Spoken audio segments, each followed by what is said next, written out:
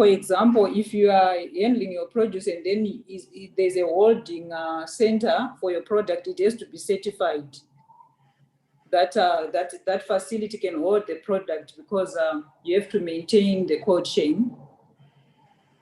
The other challenges we face in addition to that, basically managing the multiple supply chains and the third parties, because in such a system, you are sort of you have to make sure your product, the range of the quality of the product you are sending, it has to satisfy the customer. Also, on managing the multiple supply chain, you have to make sure all the inputs you need are on time. So that presents a challenge on itself. For example, if I give where we are in Mozambique, we get our services from as far as South Africa and Zimbabwe. Inputs like packaging, seeds, transportation services, some of them we have to outsource, because we face barriers. Like, for example, at the moment, we can't use our own transport, Mozambican transport, to service bonded cargo out of South Africa. So you are forced to use the South Africa registered companies.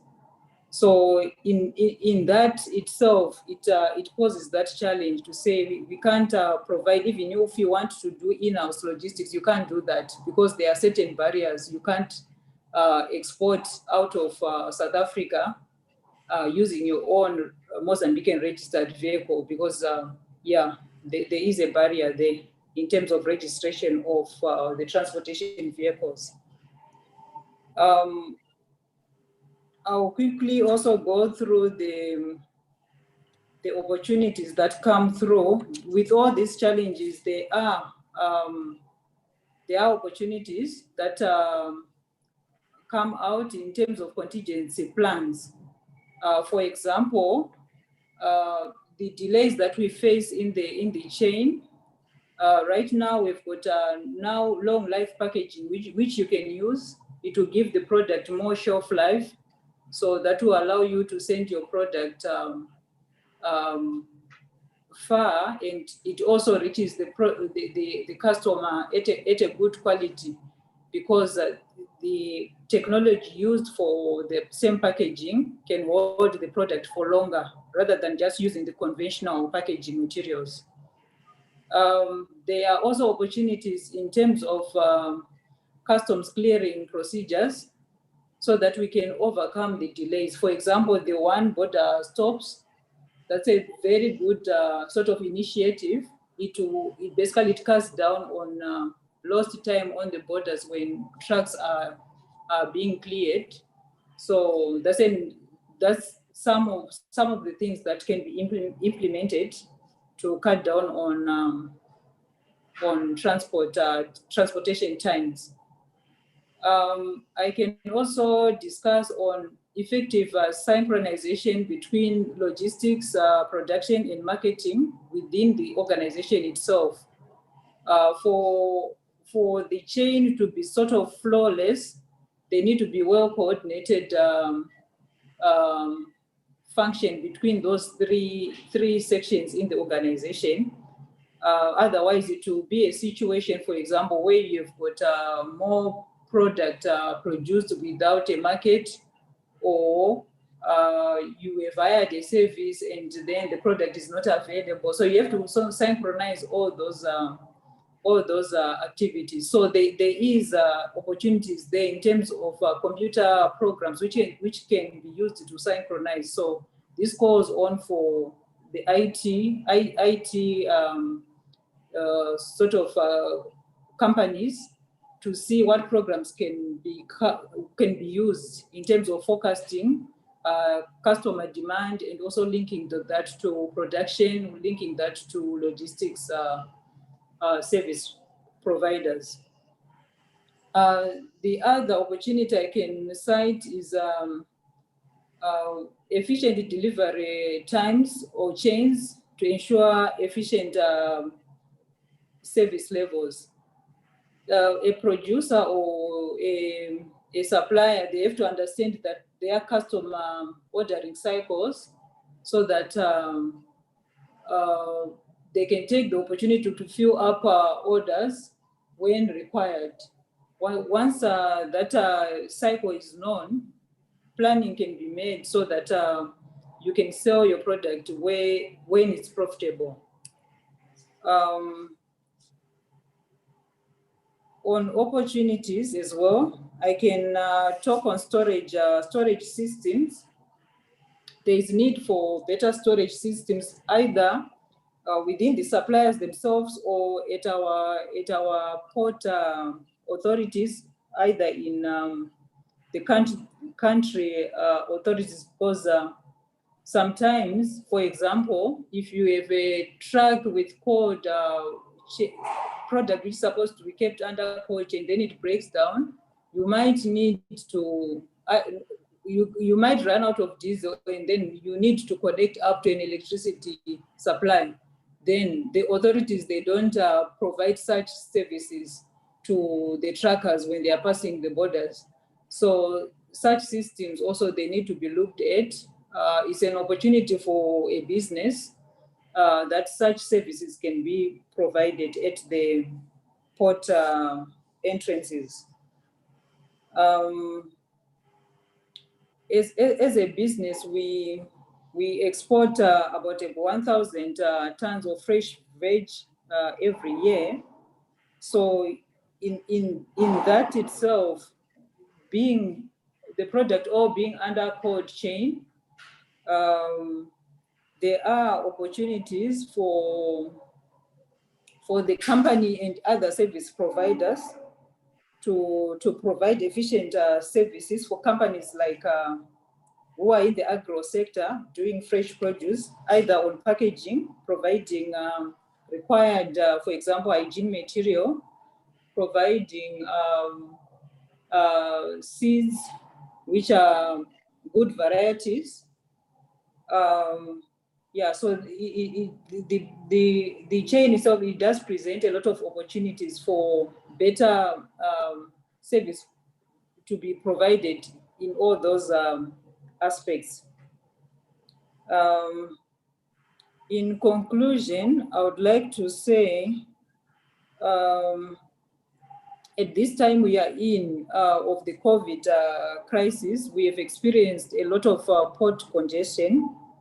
So it's something that can be researched to see in such a situation what needs to be done, because what we have faced is sometimes the non-availabilities of services, basically, or non-availability of transport to ferry your product, simply because there are delays on the borders, or borders are just not working efficiently because of the situation of testing, drivers being tested, and time being wasted, or some borders or port of entries are closed and the ones which are open are congested.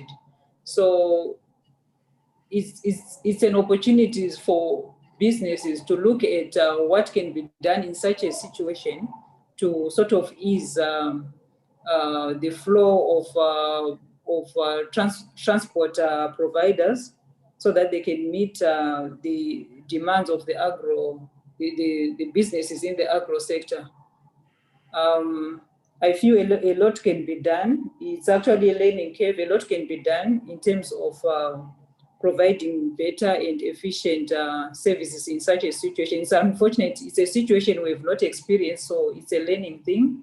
But once we have gone through this, I'm sure we can, between the sector and service providers, we can come up with solutions so that we serve our customers better.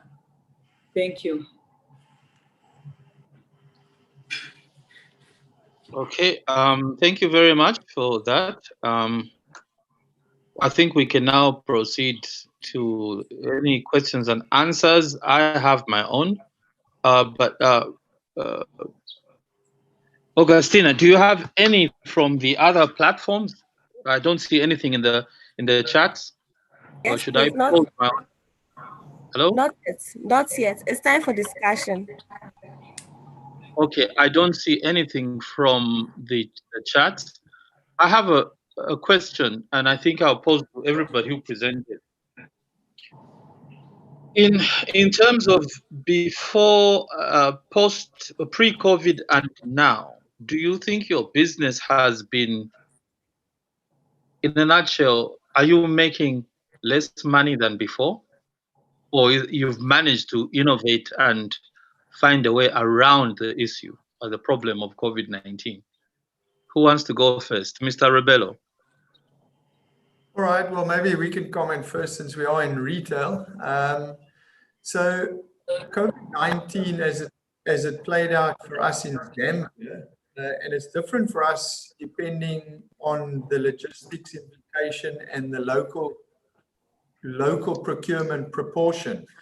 But in Zambia, we already have the government that imposes restrictions on what product you can and can't bring into country.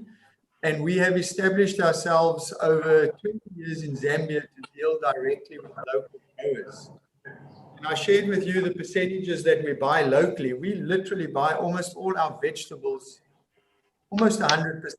There are a few times of the year when there's no potatoes locally available of decent quality. So we've been shielded in Zambia from border congestion, rising input costs. In that regard, we purchase locally, and that's been the key driver to keep the business sustainable.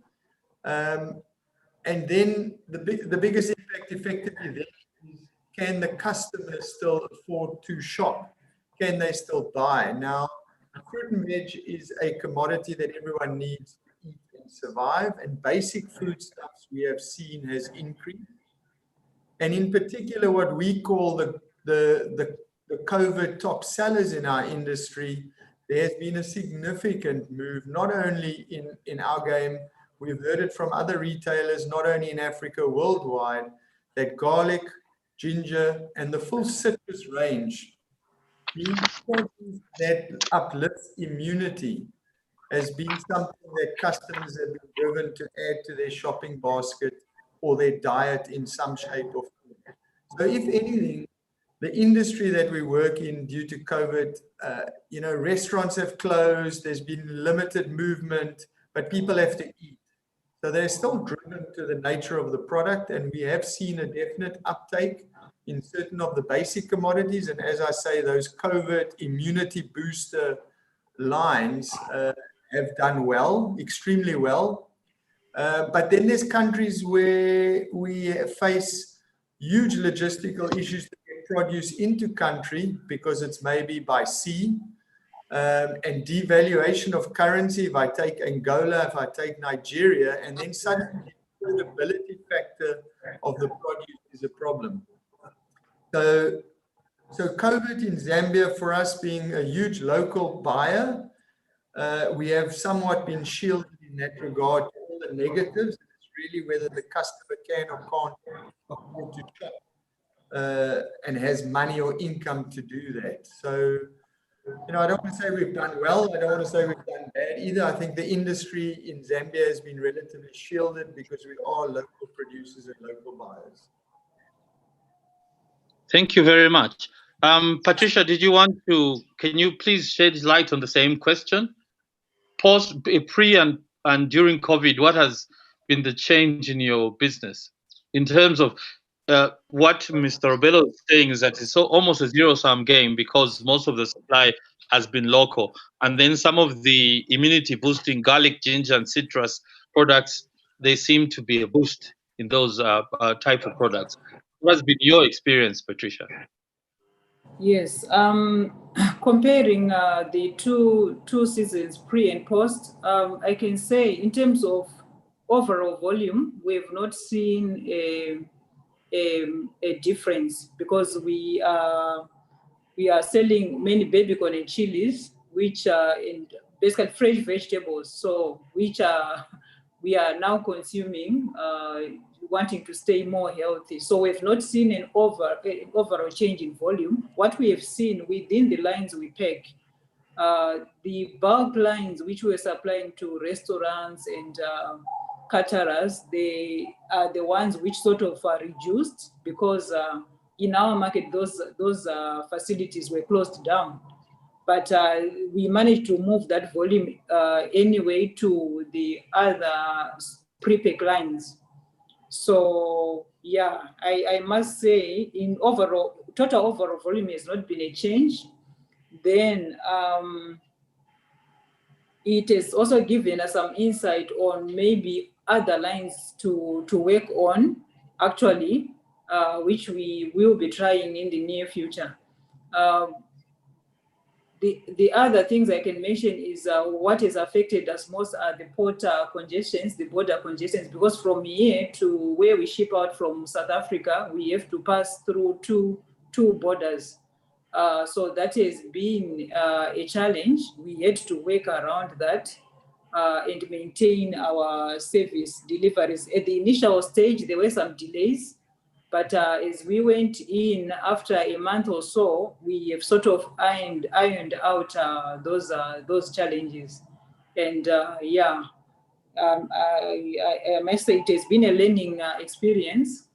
And we had to work within the limitations. Chris, did you want to comment from your end? Because you deal with relief, so maybe the picture is different from your end, the same question. Yeah, exactly, Mr. Zulu. I think ours is a different domain altogether. We are into humanitarian. But I wouldn't say that we are immune to the COVID-19 situation, and definitely I would say it has affected us. And I think the effect is similar to what our private sector are just actually indicating, that actually when you look at things, the border situation, because we still actually import small proportions of our food commodities for relief that normally will come through the South African corridor. And definitely, I think during the COVID, that has actually resulted in 2 delays in getting some of those commodities in the country. However, I think on the positive note, what I just wanted to mention, and specifically what we have seen actually work well, and in terms of the scale up, is our aviation services. As WFP actually, we did launch what we call the humanitarian air services. That was specifically a services actually rendered to the humanitarian community in terms of passenger services as well as cargo. So we have done actually, I would say, as we stand now, we've done fairly well in terms of that respect. So yeah, I think that's actually my comment on that. But maybe the question, are you as WFP experiencing more demand to distribute food, or stayed about the same because of COVID? Yes, definitely we are experiencing more demand, but in terms of our country portfolio, and that demand that we have seen is actually in neighboring countries. So as we are doing quite a lot actually into neighboring Zimbabwe. And yeah, so we are likely to see quite a significant volume of food that is expected to move in the next few months. I would actually confirm as we speak, I think in the last 2 months or so, we have done over 20,000 metric tons into Zimbabwe alone. So that is actually the demand. So the countries that you deal with, you deal on a regional level. You're saying Zimbabwe's demand for food has gone up in light of COVID. What about Zambia or countries in the SADC region? Yeah, so for Zambia mainly, I would actually say it's all linked to our portfolio, because our focus now is actually refugees at a local level. So we are doing a lot of support to our refugees in the north, more especially those that are coming from the Congo. And that is normally the usual. So it will not say that there is an increment, because it's refugees that are at the camp. So, and other than that, it's most of the work that we do as supply chain is actually to support the region. So, and this is why I mentioned countries like Zimbabwe actually calling on us to support them in terms of the commodity movement. Okay, thank you very much. This has been quite interesting. I have more questions, but I'll keep them to myself, and I think I'm mindful that we need to keep the time. So, Augustina, what we can do is I'll ask each ladies and gentlemen who are watching from YouTube and from the Wova app, what I'm going to do is I'll ask each of the presenters, Mr. Rubello, Patricia Mienga, and Chris, to give a 1 or maybe even 40 seconds wrap up. And then after that, I'll hand back the facilitation to Augustina. So I'll start with Mr. Rubello. Your closing remarks, please. I think in the industry we work in, as fresh produce, all presenters have mentioned the same thing when it comes to challenge, which is the infrastructure cost of refrigeration and the accessibility to markets. So from a supplier point of view, it would be very key for me if I'm putting money into a venture, it would be to understand what I need to produce, how much I need to produce, and when do I need to produce, and who is it going to? Who am I going to be selling to? Without that, you are really operating at a huge amount of risk, and we deal with a product that you cannot store and wait till it's safer to sell. You need to get it sold before it becomes food waste, which none of us want. So I think there's going to be a lot of communication in the supply chain from farmer to buyer, so that we produce what is wanted and needed by the end customer in the format and in the volume in what they want, and not just farm and then figure out where we're going to sell it. There has to be an end-to-end approach. And that's what I really hope the kind of message that I've got across today. Thank you. Thank you. Mr. Liswaniso, your closing remarks. Thank you, Mr. Zulu. I think on my end, actually, what I would like to see is seeing that farmer who is in that remote area gaining more negotiation power in terms of when it comes to selling their produce. And that can really happen if we see more investment in terms of infrastructure in those areas that are not privileged at the moment. So, definitely as World Food Program, we are basically, I think we complement because of some of the projects that we've been running, such as the support to the local purchase initiative. So I think that's my take, and for sure, and we are hoping that more players will get on board, the private sector will get on board, and give more power to that farmer who is out there. Thank you. Thank you. Patricia Mienga, your closing remarks. Yes. Yes, I would like to sort of close by saying for the logistics and supply chain for any grower or supplier to work well and to work seamlessly, they need to be that close working relationship with the customer, because the customer needs to direct what the supplier or grower should do. If there's no clear indication of volume requirements and the periods, that tends to cause a lot of confusion down the chain. So there is need for the customers to be forthcoming with concrete programs that the grower can follow. At the moment, there are a few customers who can do that. Some, they just come and go. So it makes it very, very difficult for a grower to plan. So if concrete programs can be done, I'm sure some of these logistics and supply chain challenges, they can be minimized, because there will be a good time to plan. Thank you. Thank you very much, the panelists, for your time. And thank you very much for those who've joined through Facebook and those who've joined through the Hua app for joining this very, very interesting discussion. My name is Balad Talezulu. I now hand over back to the host who's going to now anchor us to the next or other sessions, Augustina Quaino. Thank you. Thank you so much. Thank you so much. Thank you so much, everyone, for joining this informative workshop. I would like to thank our speakers. I would also like to thank all those who have been our viewers both on Woover, Facebook, YouTube, and all other medium.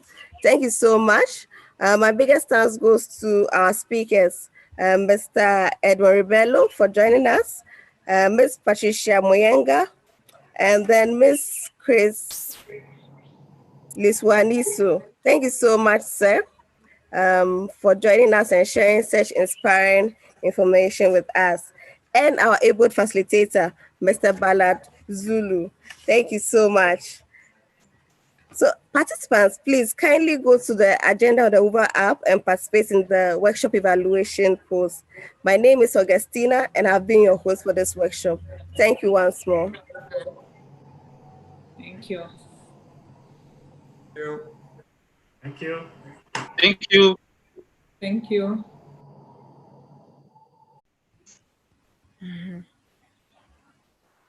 Agustina, can you hear me? Yes. Okay.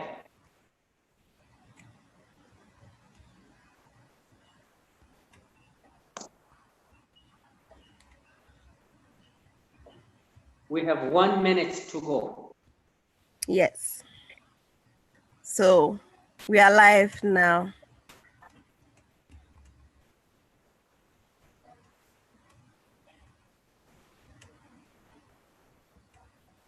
Start streaming.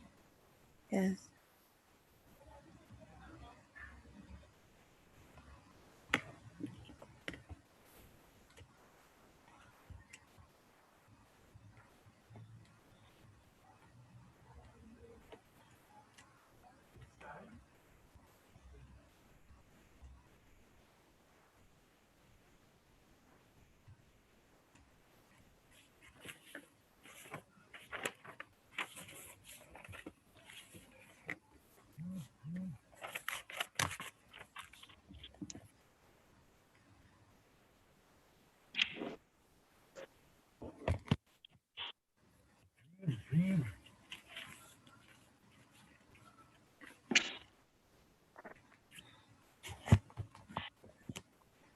Okay.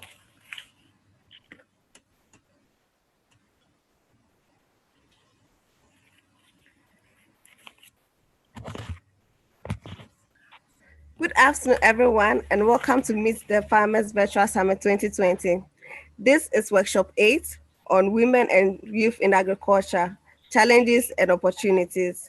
My name is Augustina Queno, and I'll be your host for this workshop.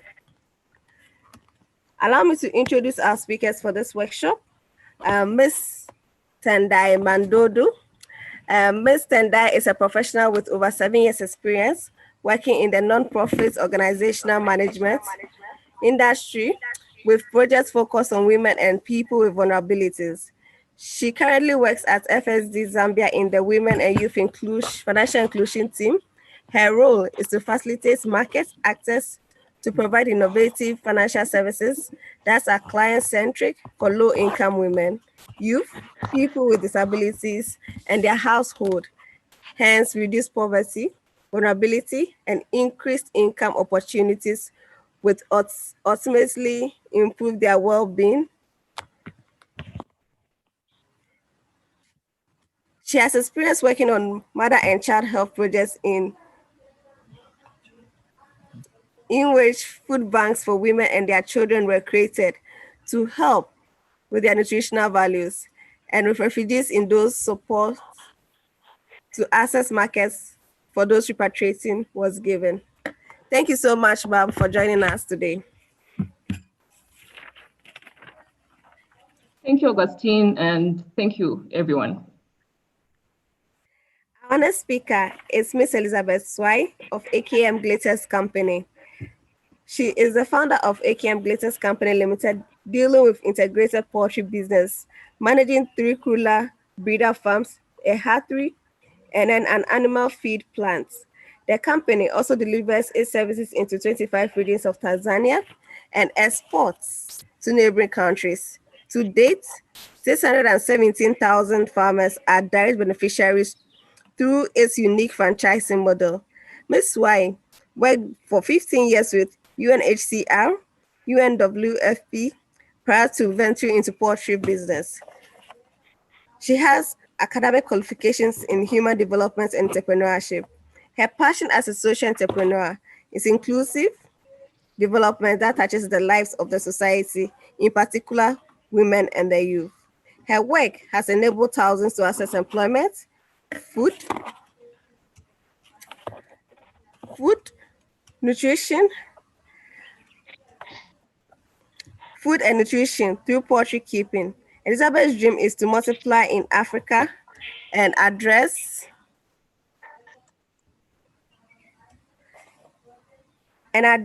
nutritional issues, development of profitable franchises led by women and youth in Africa. You're welcome, Mom. Thank you so much. Thank you for having me.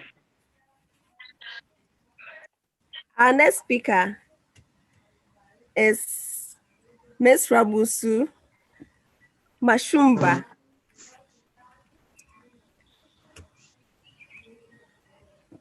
In Nandi, Africa. She's a young woman farmer in Marondera. She worked in one of UK's leading agricultural equipment companies while studying in the United Kingdom. It was during that time she realized how the use of equipment and technology could transform agriculture. Upon her return to Zimbabwe, she committed herself to transform the image of agriculture. She moved to farm in 2012, which she inherited from her parents. The farm was just a bush with no equipment. Today, the farm has tractors, planting equipment, center pivots, crop protection equipment. In 2013, she started growing horticulture crops for exports into the European Union and Africa. In 2014, she partnered with Sustainable Afforestation Association and planted 100 hectares of gum trees to address the issue of deforestation in her community. In 2014, she was elected to become the national chairperson of Zimbabwe Farmers Union and became the first woman in Zimbabwe to hold this position. She has won several awards, both in Africa and worldwide. You are welcome, madam.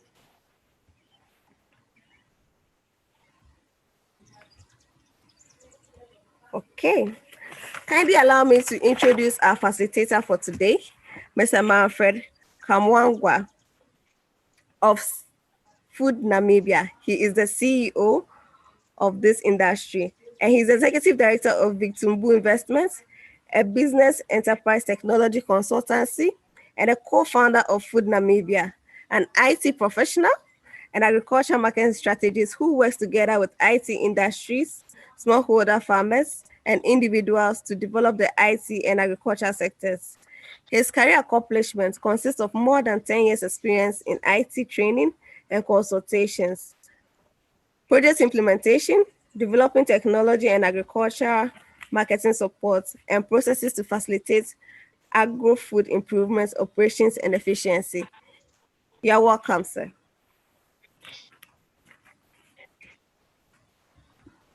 Thank you very much for me. So to all participants, please feel free to write your questions and comments in the chat box on the Uber application. I now hand over to our facilitator, Mr. Manfred.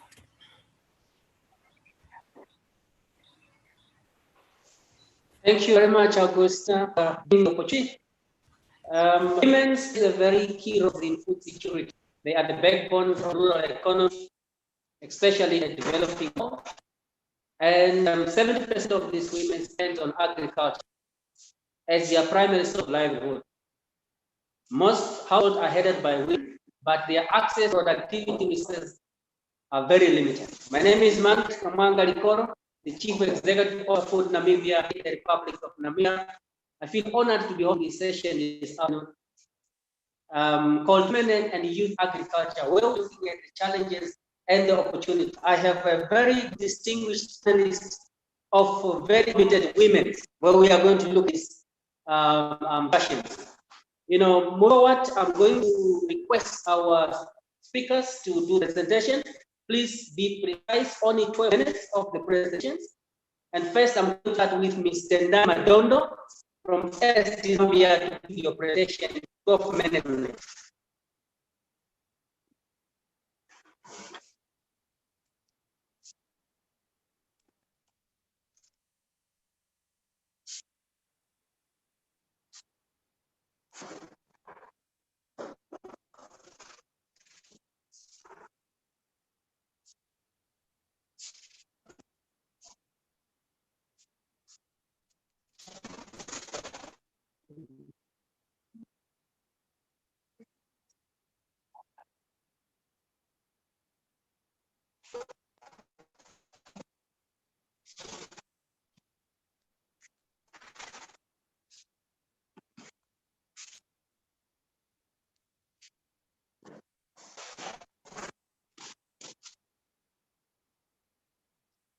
Mrs. Madondo, you are mute. Can you just unmute your video? There's no sound. Sorry, can you hear me now? Can you hear me now? Yes, we can hear you. Please. Okay, thank you so much. Yes, we can hear you clear. May you please yes, proceed. thank you so much. Okay, thank you. So I'll go straight into the presentation. Women and youth in agriculture, what are some of the challenges and what are some of the opportunities? Can we go to the next slide? What are some of the why support women and youth in agriculture?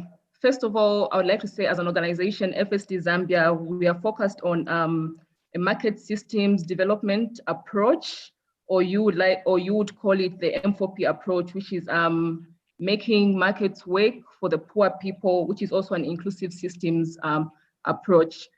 Why work with women and youth? First of all, you will notice that women, we have about 42.6% women who are financially excluded as compared to 8.8% of men. So there should be a lot of focus on women. And then we also have 78% of women in agriculture versus 69% of men. Then when we look at the labor force, you find that we have 50 to 70% labor force, but women are earning less than 8% than men, and they control less than 30% of the proceeds from agriculture. When you look at access to digital enabled products, you will find that you have about 69% of 69 versus 31% for men. And then the same for access to markets, which is at 61% versus 39% for men. Then the same goes to digital information services, which is GIS, which is at 32% versus 62% for men. And then when we look at youth, you find 75% of the people in Zambia are actually below the age of 30. And we have high unemployment rates amongst the youth, which is very minimal participation in agriculture, of which 35% of this population in Zambia is 19 to 24 years. And these are the type of employment, 19 to 24 years. And then we have about 25% who are self-employed, mostly in the agri sector. So you see there's a lot of need to focus on women and youth. So we have large populations in women who are excluded, but who are excluded financially, even when it comes to digital information services. And you find that even when it comes to how much they are earning, the men are earning more, and yet there's a lot of women in the labor force. And it's the same for the youth. If you look at Zambia's population, it's quite young. You have 75% of people who are young and below the age of 30. So there's need for more concentration there. The next slide, please. Then when you look at, so as FSD Zambia in the M4P approach that we use, or MSD approach, which is the market systems development approach, we look at the demand and the supply sides. So for the demand side, for the demand side, we usually look at the supply side to facilitate, we focus on facilitating the market actors to provide financial services that are client-centric. So we are looking at products that are innovative and will be able to speak to the needs of the youth and the women that we serve. And mostly these are low people. Our focus is on the low-income people or poor people, if you like to call them. On the demand side, we look at limited financial literacy, articulation of needs, and management of money. And we also look at financial services. Then there's low and irregular income of women means that's in finance is not seen as affordable down payments and repayment schedules. Then no or constrained access to assets. Then we talk of land, that's on the demand side. We talk of potential for default or loss, fear of stigma. Then also women's roles may limit access, and men are also viewed as the heads of the households. Men are also viewed as the head of the households. And then when we go to the supply side, we look at the location of the financial services. And these are the financial services which affects access. Then you look at the MFIS, often have low capacity for outreach. Then we look at the women's income and other limitations, means they tend not to be viewed as strong market FSPs or financial service providers. Then financial service providers are more likely to target those with formal employment. And then data also, there isn't much data also captured due to use of informal services. This in turn impacts product development. And normally data that is collected may not be gender disaggregated or gender sensitive data. Next slide, thank you. And what are some of the constraints of youth smallholder farmers? We look at the biggest challenges, low education and vocational training. Then we look at poor access to land, then also poor access to finance and markets. Then we also look at poor perception of agriculture among youth, then lack of credit to grow their businesses. So you find most youth would like to have more credit that would help them, more finances that would help them grow their businesses. But this is lacking amongst youth in Zambia. Then also a lack of products that are youth-centric on the market. This also applies to the women. So you find as products are being developed out there by the financial service providers, the products that are on the market are not really innovative. They do not speak to the needs of the women and youth. So there's need to go out there and understand what the needs of these women are, what the needs of these youth are in terms of the type of products that will be given to them, because most of these products do not speak to their needs. Then we have achievements by FSD Zambia to date. So we developed a women-centric product that we developed, which is called AgriPay. So this one is with the Zambia National Commercial Bank, ZANACO. So AgriPay currently is reaching about 58,903 women smallholder farmers, of which on this platform, we have digital financial services reaching 17,980 women. And then we also have digital information services reaching 28,878 women, and also access to market, which has reached 16,045 women. Thank you.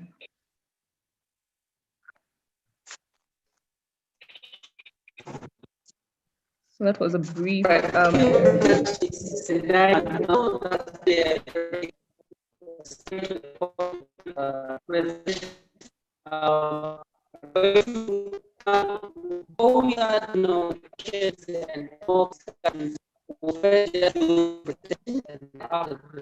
go into details. And now going to over to Mrs. Elizabeth, representing EK company, to do your presentation 12 minutes. And after Ms. Suai,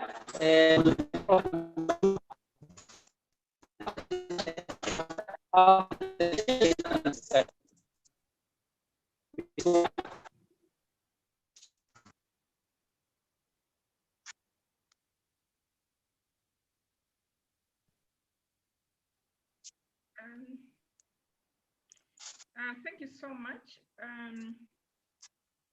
My name is Elizabeth Christopher Swai, the founder of AKM Glitters Company Limited, and I'm going to do a presentation on women and youth in agriculture, challenges and opportunities. And I would like to emphasize that it's not only agriculture, but it's business, agriculture as business. The photo that you're seeing there, it's not just a photo. Those are my some of the beneficiaries of AKM Glitters Limited. These are single mothers. Among the 420 franchises that we have, we also have single parents. Me being a single parent myself, I did not want to leave the youth that had children in a excuse me, could you go back? You're too fast for me. Yeah, the single mothers who are also the franchisees. Next. Next slide. Hadija is one of my mentee. Hadija is now the major vegetable grower in southern part of Tanzania, and I'm her mentor. And as you can see, the photos there is the value chain. When we are talking about agriculture, I think value chain is the most important thing. She has taken a value chain approach, which has the opportunity to employ. So as you can see, there's employment creation, and there's also an opportunity for contract farming, value addition, and also her work attracts a lot of policy reviews, as well as mechanizing investment financing, and hence agriculture transformation. When we are looking at this slide, as you can see, value chain encourages youth, to start small, but again, they grow as the value chain grows. Next.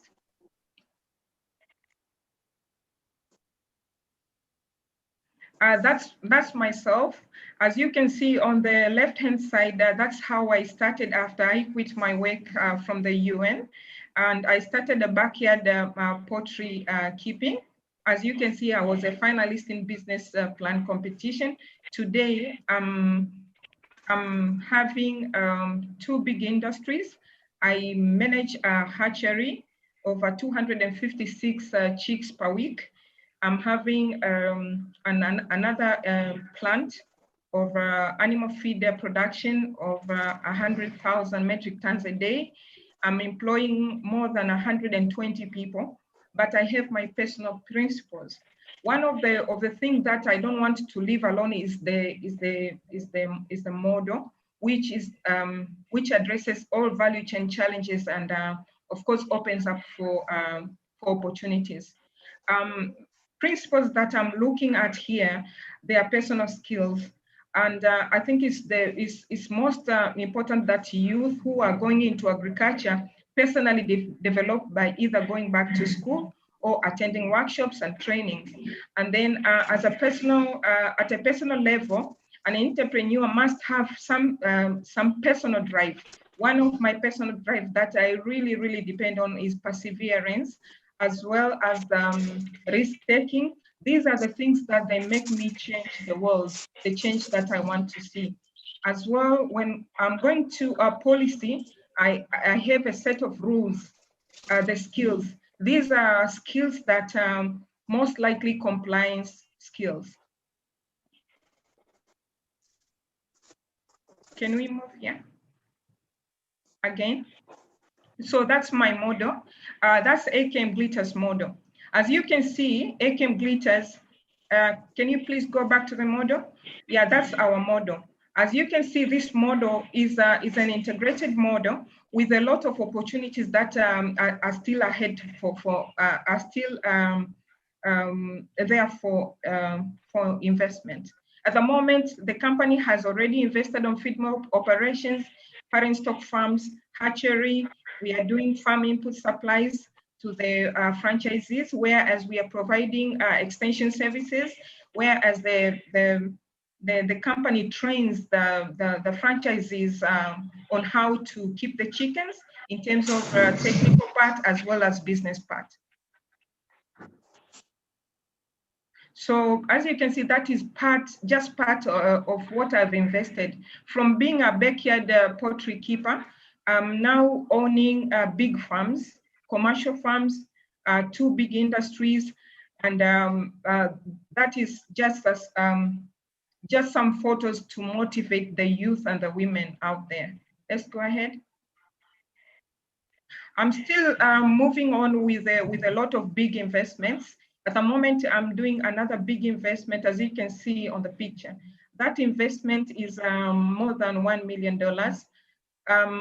And it's an investment that it's a modern feed mill plant. But on top of that, we have a hatchery, whereas in East Africa, I'm the largest from backyard poultry keeping. Now, why I think we should think agriculture as business. Most times we think agriculture as any other activity without looking at business part. So in developing the model that AKM Glitters is looking at, we are basing on two parts. That is the technical part and business part, whereas we identify challenges and we find solutions for those, as well as we identify opportunities for later investments. Challenges.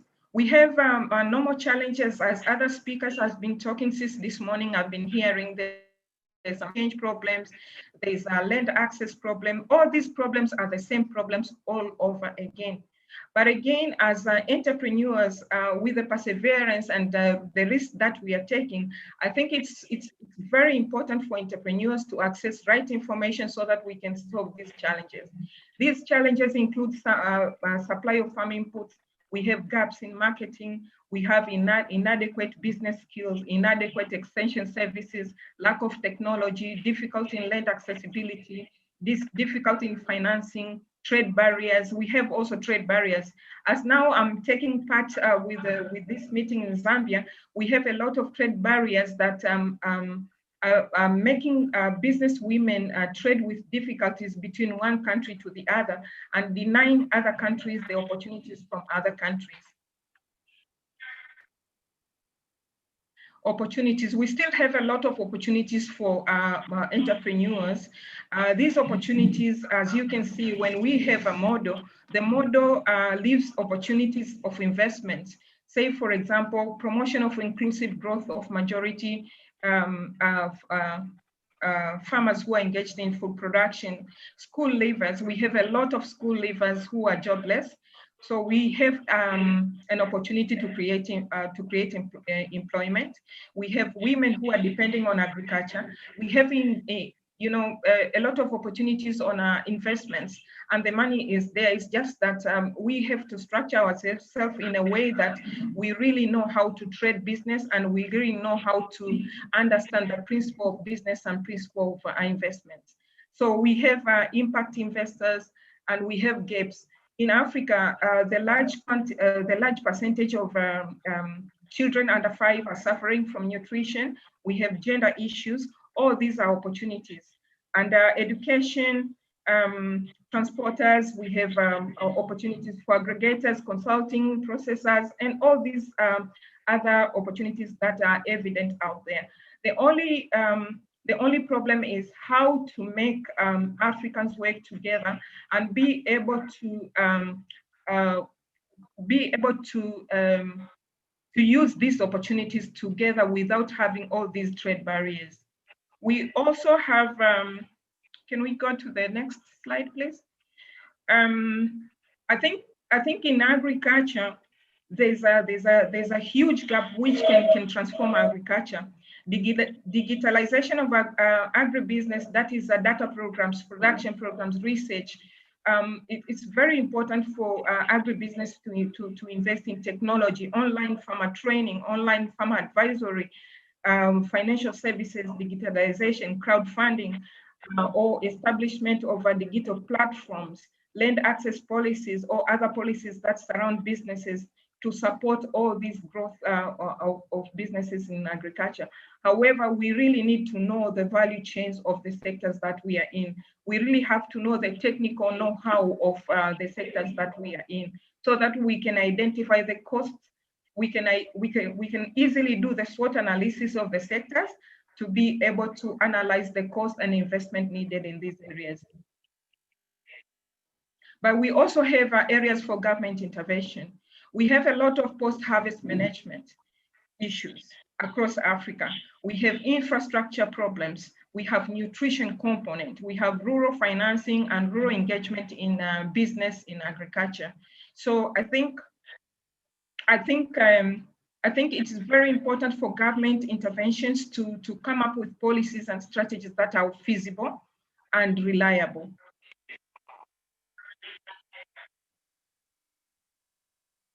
Thank you so much. All right, thank you very much, Mrs. Elizabeth Swai, for a wonderful presentation. Now we move on to Mrs. Mashumba for your presentation.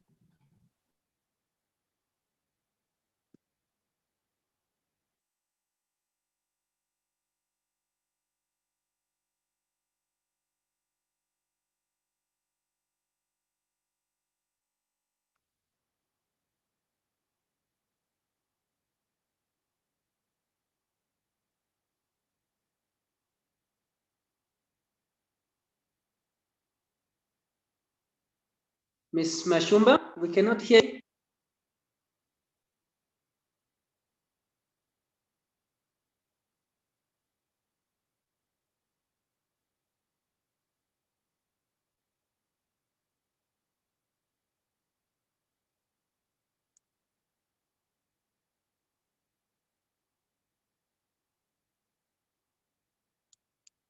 Ms. Mashumba, can you hear?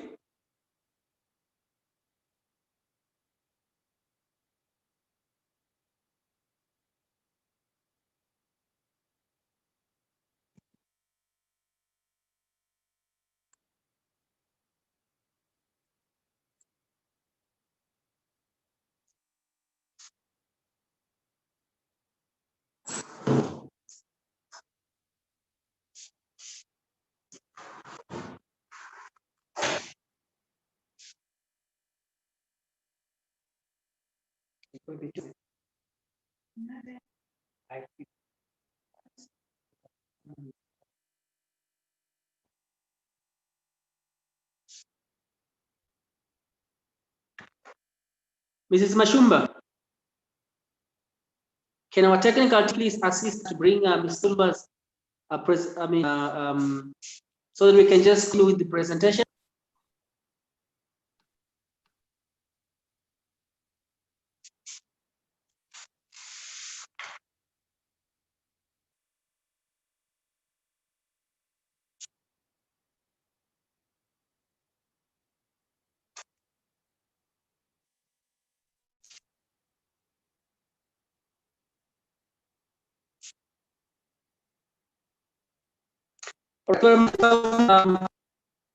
We load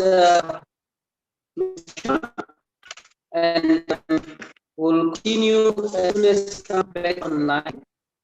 And we'll be able to get to the let's start.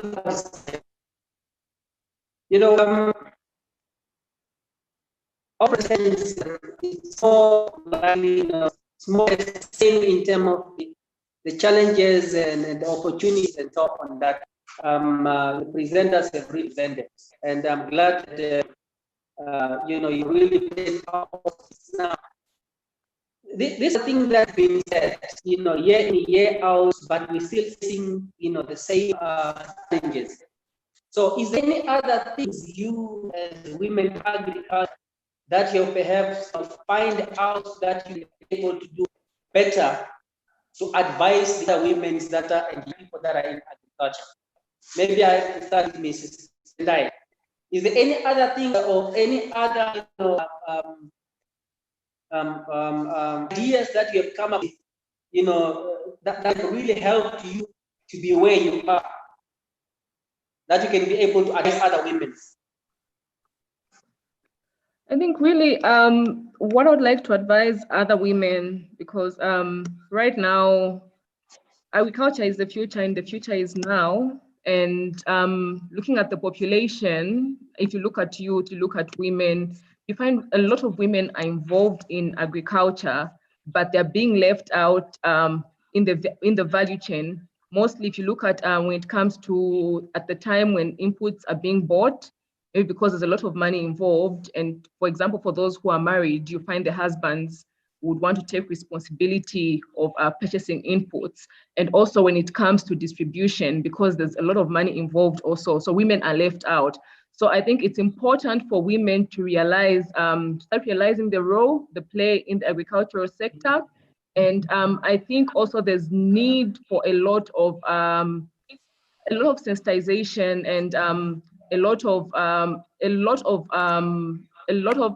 the private sector and other players, market actors, to come up with products that are innovative and will really speak to the needs of the women. Most of the time, you will find that like our focus is mostly low-income women or poor women, if you'd like to call them. And you find this poor woman does not have access to proper information. Even digital financial services is a challenge for them. Even access to markets is a challenge for them. So they need a lot of education in these areas. And for them to access this education, there's need for people to help them. There's need for sensitization. There's need for digital financial literacy. Because even if we come up, because right now we are talking about COVID, it's difficult for women to sell their product, to get information, even where they're going to get this information, they might not really have information. And you see people are not moving because of COVID, and they'll need to use maybe their phones, and others won't even have access to even a feature phone. So there's a lot of these challenges. And when you talk of financial service providers, you find that most of the products that are out there do not really speak to the needs of these women. The financial service providers have not gone out there to understand what exactly speaks to the needs of these women. So most of us, what we do is we just sit down at the back of our desks and we come up with products that we think are going to help the women without really understanding what their needs are. That's the reason why when products are put out there in the market, they're never used by these women. They end up being rejected. And we keep wondering why these products are not being used. Why these digital financial products are not being used, other products are not being used. It's because they're not really speaking to their needs. So there's need to use the human-centered design when it comes to development of such products, development of products that will speak to the needs of the women and youth. All right. Thank you very much, Ms. Tendai. Ms. Swai, is there any additional comments or input you really want to add on? Because this thing has been said now for many years, and it's continuing every year in, year out, and we are saying the same, but there's not really much improvement. Being one of the biggest farmers or women, farmer in Eastern Africa, is there anything you really want to to encourage and talk to the men and the young people out there? Yeah, I think at a personal level, and forgive me, I don't mean to offend anybody. I think women who have dared, like myself, to try and go into businesses, they really must do. They really must look at the skill sets that would develop themselves, so that they can also be able to develop others. So one of the issues that I would really encourage is for the women to try and access the right information from the right sources without misusing that type of information.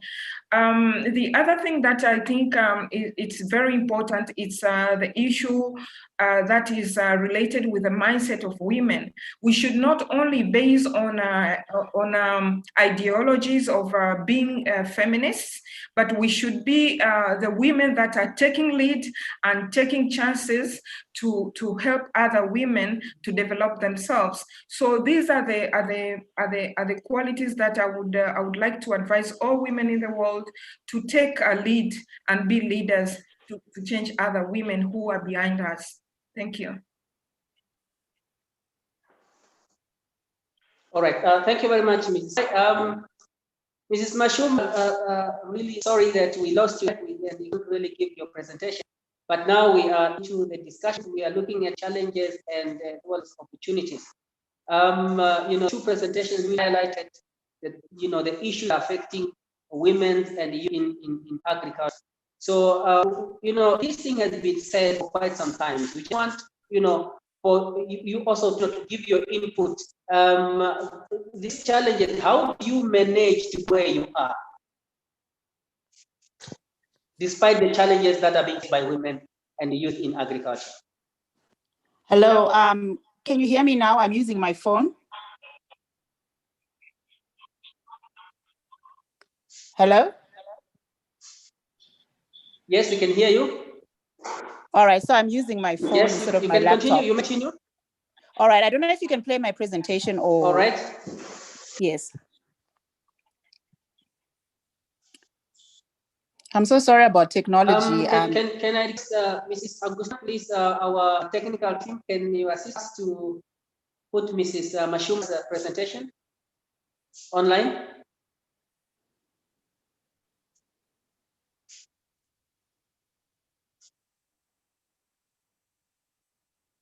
We're just waiting for our technical team to assist in this regard. All right, no, that's fine. Apologies for my... I don't know. Yes.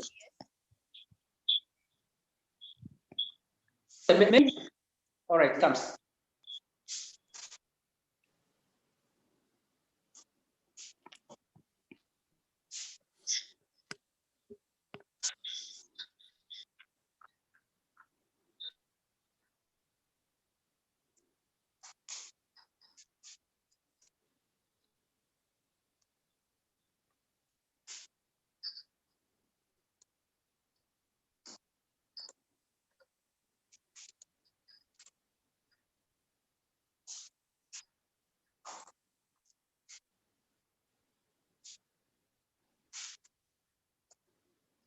Yes, can you, Ms. Mashumba, you are mute.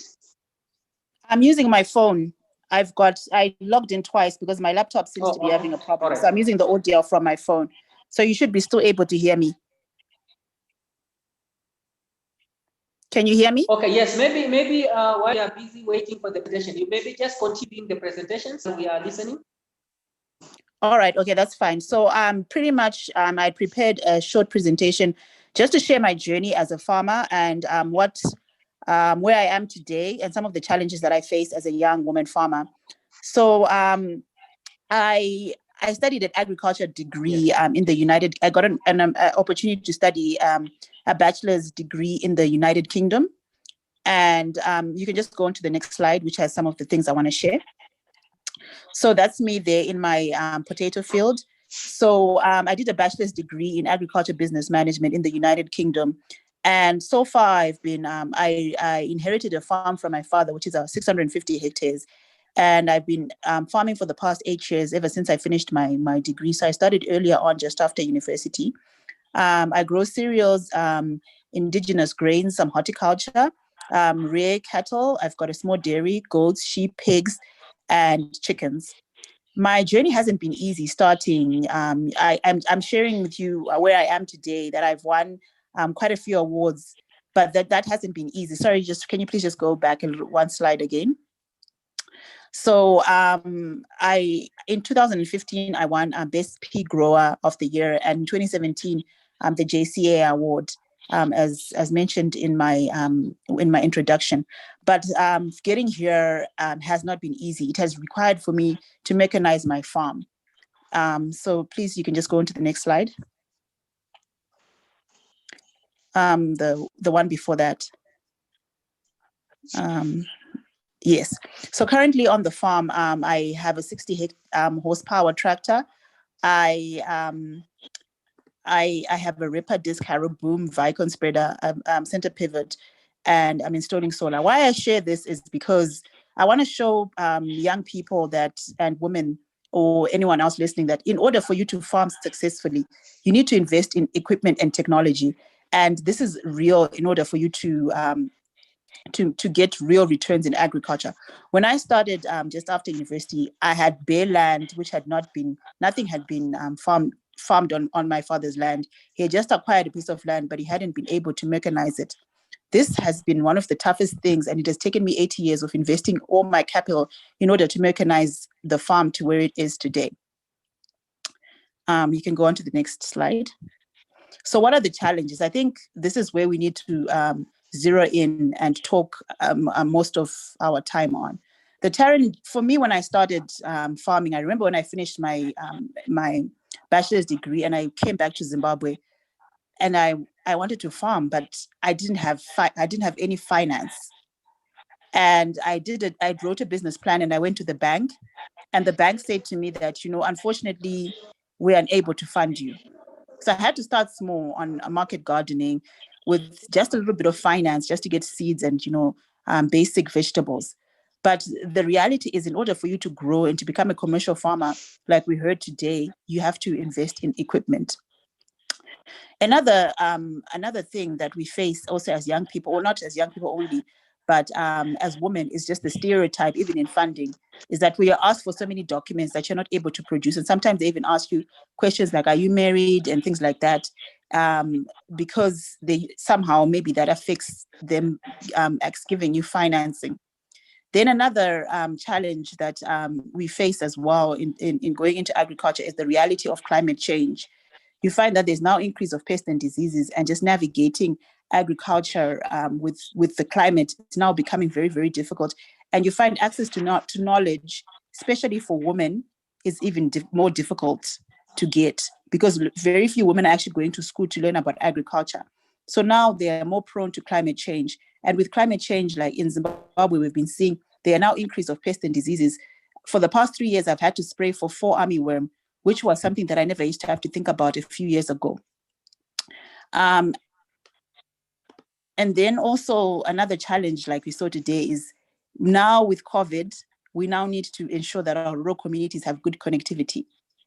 And when we are looking at how can we market our products online, how can we communicate even for these Zoom calls, and good connectivity, even electricity, is a challenge for people who are going into agriculture. And then also just thinking about it, like I was actually reflecting with my friends. When I finished university, I had to move to the farm, live in the rural area. We had no house, no water, no electricity. And agriculture is really long term. So when we're talking about agriculture being sexy for the youth, what are we, people, the reality is that it's going to be long term before you actually realize your returns, if you're looking at being sustainable. And also there's now with COVID, we now have increase of crime in our rural communities because of increase of hunger. So these are some of the things that are not really mentioned. And then there's also the need for us to train people who to have to come in, to move into the rural areas, because you find that if you're looking for a good manager, someone to help you with marketing, to find those people to move into the rural areas, those are real challenges, and those are some of the barriers that we face as people, women who are working in the communities. And even to get men to work for you, sometimes it's also very difficult. You can move on to so that is to conclude my presentation of some of the challenges that I've faced in my journey of farming. But I'll just add, there's a slide that was missing on the opportunities. The opportunities are great, because when you look at the amount of people who we can feed as Africa, that's many. And when we look at the opportunities that women have in agriculture, there are many, because when there are women, when we hear of women who have succeeded, it means that other women too can succeed. The reality is that women are already in agriculture, but what do we need to do in order to grow them from being subsistence to being commercial? That is an opportunity, not just for women, but for everyone. Thank you so much for allowing me to share my presentation. I thank you.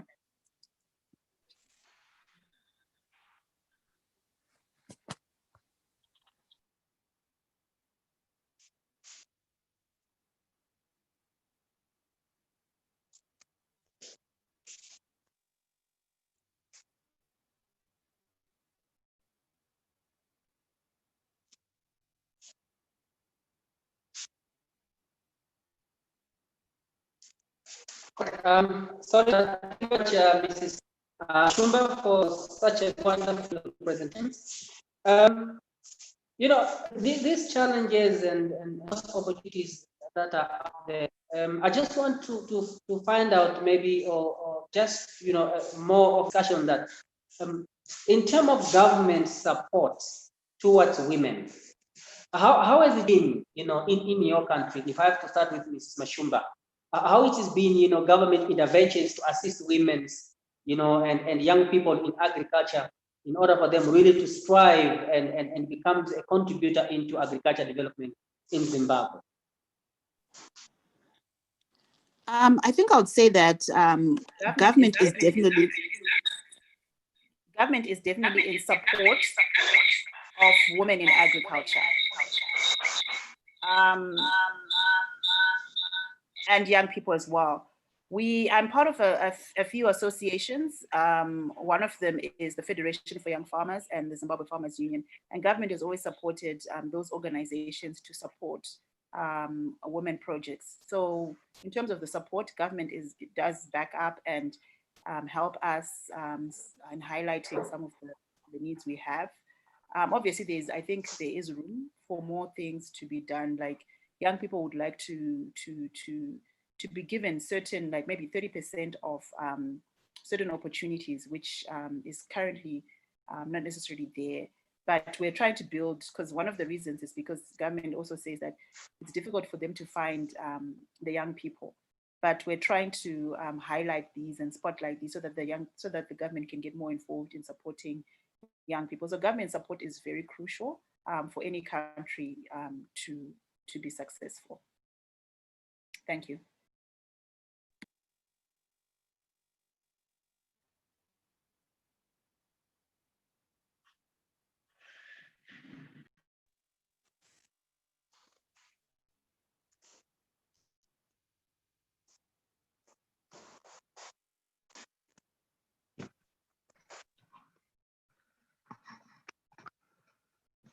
Hear me? Sorry, I'm experiencing a little bit of some network problem here. Can you hear me? Yes, I can hear you. All right. Okay. Sorry for that. Maybe just want to Mrs. Swai. Let's look at the market access. This has been also one of the challenges that has been really raised and so on. And you find in other countries like here in Namibia, the market is really controlled by the commercials and the people that have already. But how did you manage for you to access the market? You to promote in your country and making sure that your product or your produce are also in markets. I think, yes, it's true. We are seeing a lot of competition by big commercial poultry giants, I would say, with financial muscle. But I think my responsibility as a woman as a woman and a lead in poultry sector in Tanzania, my responsibility is to understand the compliances guidelines that are required by the government so that I can be able to access markets. My only challenge is I cannot access most of African countries due to the controls that somehow like the decisions are being controlled by the policies on ground. Say, for example, at the moment, we are struggling to bring in broilers in Zimbabwe, and the Zimbabwe farmers have been requesting me to send the broilers in Zimbabwe and Zambia, but then getting the permits to bring in the broilers into Africa is a challenge due to compliances issues. So those are the very areas and policies that are unpredictable in some of the areas, but some of the areas are opening up. Kenya has opened up for me, Burundi, Rwanda, Malawi, Madagascar, and Comoro, and we are trading with those countries. At the same time, I feel like we have a lot of requests from Zambia, from Zimbabwe. We have requests from other countries of Africa, and I cannot do anything because whenever you request for import permits from those countries, the policies in those countries do not allow to bring in probably new breeds, and they require sometimes research in those areas, and research takes many, many years for the breed to be approved. Or it's just because of the political situations between country and country. So at the end of the day, women suffer. So I think for me, competition is there, the threat is there. We have to fight with, for market segmentation with the men in the sector, and but I'm just lucky that I'm doing the right things, and my products are being needed all over, Tanzania included. Even the models of the business that I'm using is very attractive to governments, because it ends up to the smallholder farmers, and in between I'm creating a lot of business opportunities for other rural people, like franchises in between, and they're making profits, and they can register, become legal entities, and pay taxes to their government.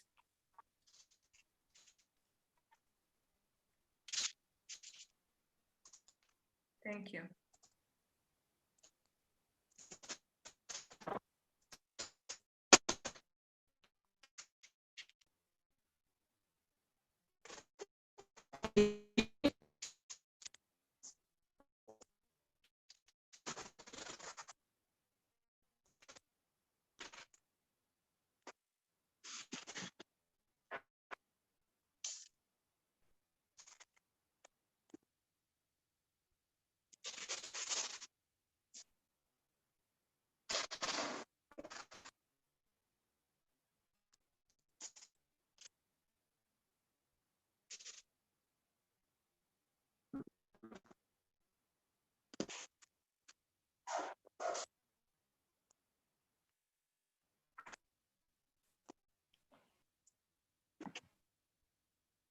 Sorry for that. We're having some net problem side.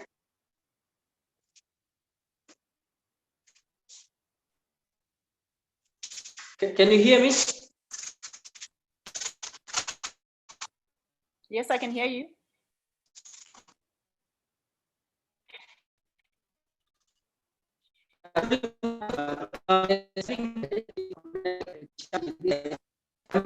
Okay. Other, or on and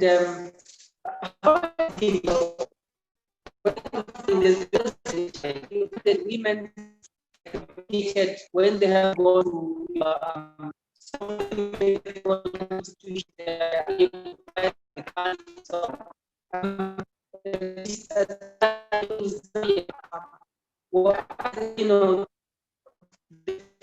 that you get access to some of the funds.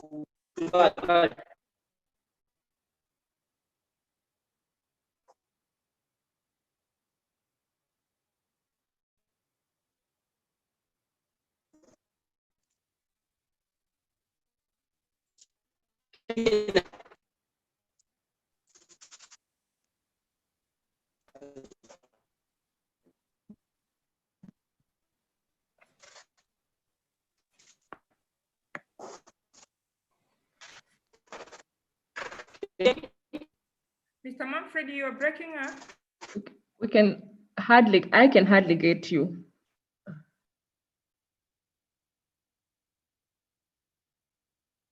Could you please type up a message for us so that we can understand what you're saying?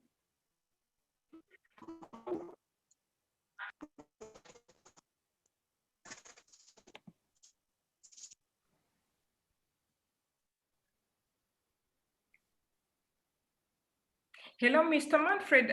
Would you mind if you could put up some phrases on your messaging so that we can understand what you're saying? You're breaking up and we can't hear you.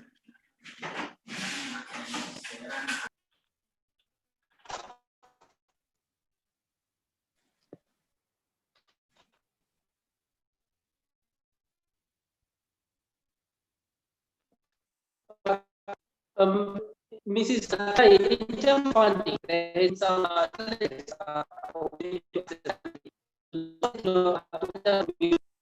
do you make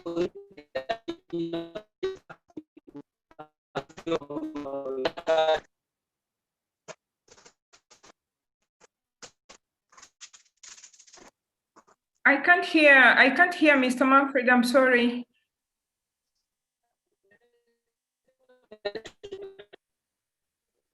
Could you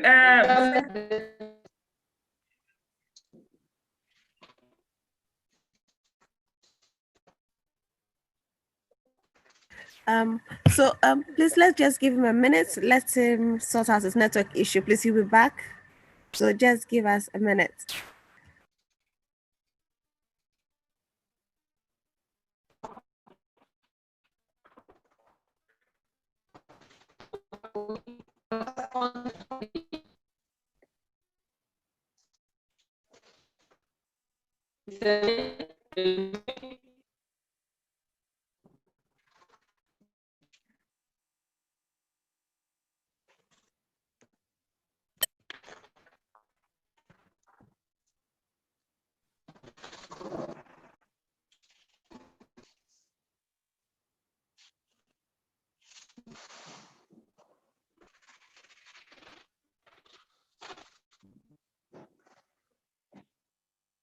Can you hear me?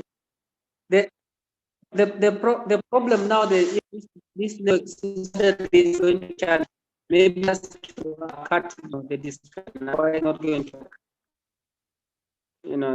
It's a problem. Side.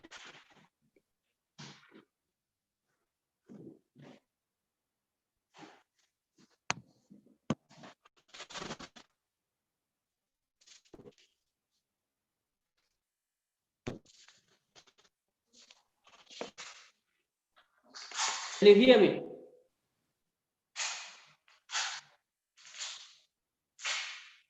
I can hear you.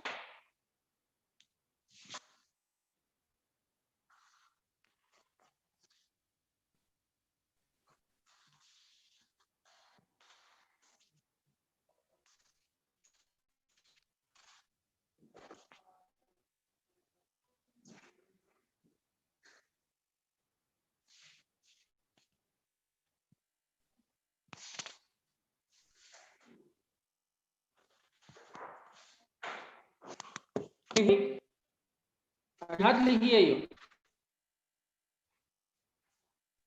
I can hear you, Mr. Manfred, go ahead.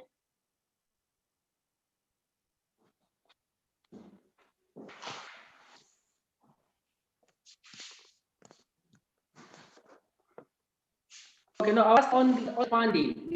There's been challenges in funding for women, to access funding. Now, we just wanted to, if you can share how do you manage or you get those funding? What do you use? How do you get there? Besides, if you can come in a little bit of funding. The history of funding started at a very low levels. I started with the SACCOs, village saving and lending, small microfinance with small amounts of money since 2007. It's been over 15 years now, trying to expand slowly. But then the model of my business helped me to access different types of funding. It's very important that women in agribusiness understands the types of funding. I started accessing commercial loans from the banks in 2013, which was a big amount of money, about 300 million. That was 212. And during the same year, I put up a proposal to a donor-funded project where I accessed grant. So I managed to merge business and development. So some of the areas I do address donor objectives using their grant money while I'm expanding my business. The largest amount that I accessed was in 2017, where I accessed grant money from World Poultry Foundation, which was $3.8 million. And it was a four-year project, but it was not easy because it had to have a history behind it. And one of the issue that helps me a lot, it's the trust and integrity, which are the key principles to accessing financing.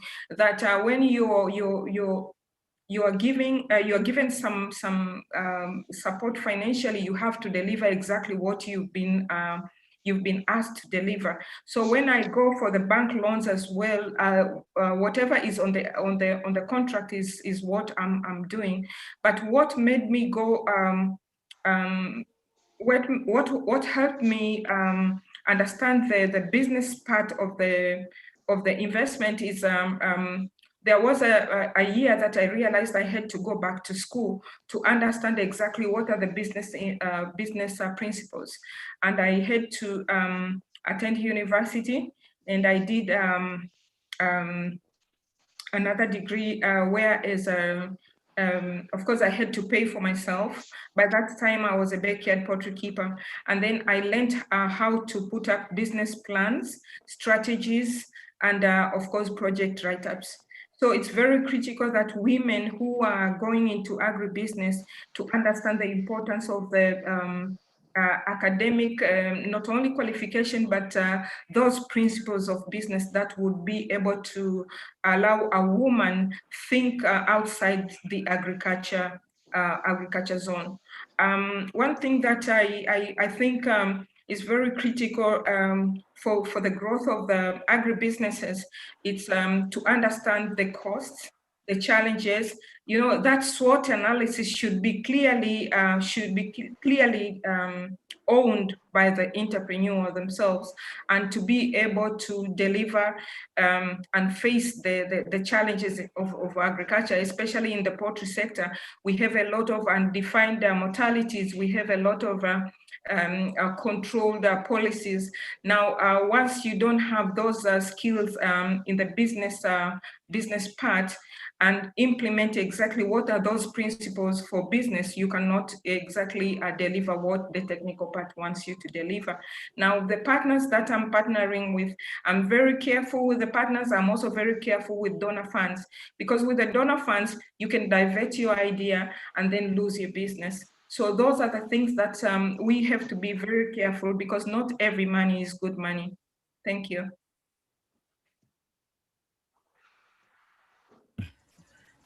Thank you so much, Ms. Wiley. Mr. Manfred had to step out briefly to sort out the network issues. So there's a question from Wuva, where someone is asking about the women and youth being sidelined in terms of the value chain in the course of their business. So what do you have to say about that, Ms. Mashumba? Okay, so what women are, yes, are sidelined generally, and youth, I think it's because of it's more a culture thing, I think, I would say, or not culture only in Africa, but across the world. And the question was where and the critical stages. I think the critical stages will be in finance. I think that's where, because a lot of the times you find that in terms of access to information, I think young people have opportunity to get access to information through universities, but in terms of them now starting their business to access finance and as well as land, I think that's where they're more sidelined. Okay. So you find that there's in lots of countries and organizations, they're lobbying government to allow a certain percentage of land to be accessed by women, and also in terms of finance, also lobbying to allow for special funds that youth can apply for just to start their businesses. And now I think a lot of organizations are answering to that. So you hear of lots of competitions or hackathons just to give some startup capital, but I think that is the critical place, because if you do not get capital, you're not able to do anything. Okay, thank you very much. So we are getting closer to the end of the session, and this has been exciting. I would ask Mr. Ndai to give us a last words to the young people and then the women out there in the agricultural sector.